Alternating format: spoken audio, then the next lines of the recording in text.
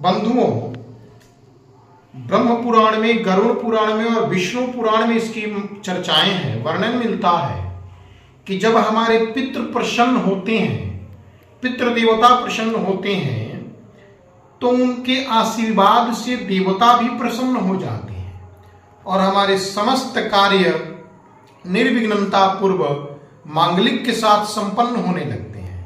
परंतु जब हमारे पितृदेव नाराज हो जाते हैं, अर्थात पितृदोष होती है, तो अनेक प्रकार की अनायास समस्याएं परिवार में आने लगती हैं।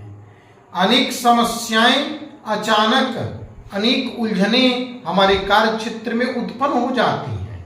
शरीर में अनेक प्रकार की व्रण, दर्द, कष्ट, बीमारियां उत्पन्न होना, कार्यों में, कर्म क्षेत्र में, मांगलिक क्षेत्र में रुकावटें, गतिरोध उत्पन्न होना, उलझने आना, भाग्योदय में बाधाओं का आना, ये पितृदोष का कारण है। परिवार में, विवाह में बाधाएं आना तथा विवाह हो भी जाए तो दाम्पत्य जीवन में मनमुटाव की स्थिति हमेशा पैदा रहना, अर्थात दाम्पत्य जीवन में हमेशा मतभेद उत्पन्न होना, ये पितृदोष के कारण है। परिवार में अकारण मतभेद, अशांति, मनमुटाव, आमदनी होने के बावजूद भी कर्जों में दिन प्रतिदिन वृद्धि होना, ये पितरों के नाराज होने के परिणाम हैं, अर्थात पितृदोष होते हैं। घर में लक्ष्मी का मानो निवास ही न हो, ऐसी भी उत्पन्न हो जाती है। साथ ही संतान प्राप्ति में अनेक प्रकार की बाधाएं आती हैं। गर्भधारण में रुकावटें उत्पन्न होती हैं, ये भी पितृदोष के कारण है।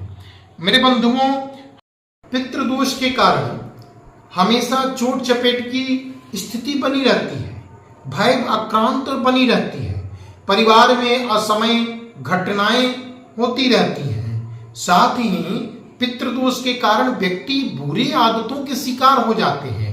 नशा, जुआ, बुरी लतों के चक्कर में पड़ के उनके जीवन उसमें घिस जाती है, जीवन उसमें उनकी लग जाती है।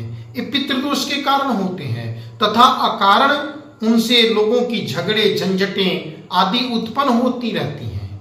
परिवार में रोग आदि व्याधि हमेशा उत्पन्न होना, परिवार के बड़े बुजुर्गों का हमेशा सदैव बीमार रहना, ये पितृदोष के कारण है। उपरोक्त बताए हुए समस्याएं आ रही हों तो मेरे बंधुओं, अवश्य आप पितृ शांति के उपाय करें, पितरों को प्रसन्न करने के उपाय करें, क्योंकि जब पितृ प्रसन्न होंगे तभी जाकर के इन समस्याओं का समाधान निकलेगा।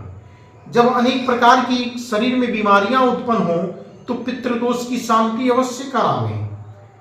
पितृदोष की शांति करावें, अपने रीति रिवाज के अनुसार पितरों की पूजन करें, तर्पण, जलार्पण, श्राद्ध कर्म करें। साथ ही त्रिपिंडी पूजन कर्म, त्रिपिंडी श्राद्ध कर्म, नारायण बलि आदि कर्म विधिवत करावें, जिससे पितृदेवता प्रसन्न हो। साथ ही ओम नमो भगवते वासुदेवाय इस मंत्र का जप करें तथा पितृपक्ष में ब्रह्म सूक्तम, रुद्र सूक्तम, विष्णु सूक्तम की पाठ करें, जिससे पितृदेवता प्रसन्न होते हैं और बिल्कुल ब्रह्म नियम अनुसार रहते हुए अपने पितरों की तर्पण आदि करें, जिससे आपके ऊपर आपके पितृदेवताओं की सदैव कृपा बनी रहे, सारी समस्याएं आपकी समाप्त हो जाएं।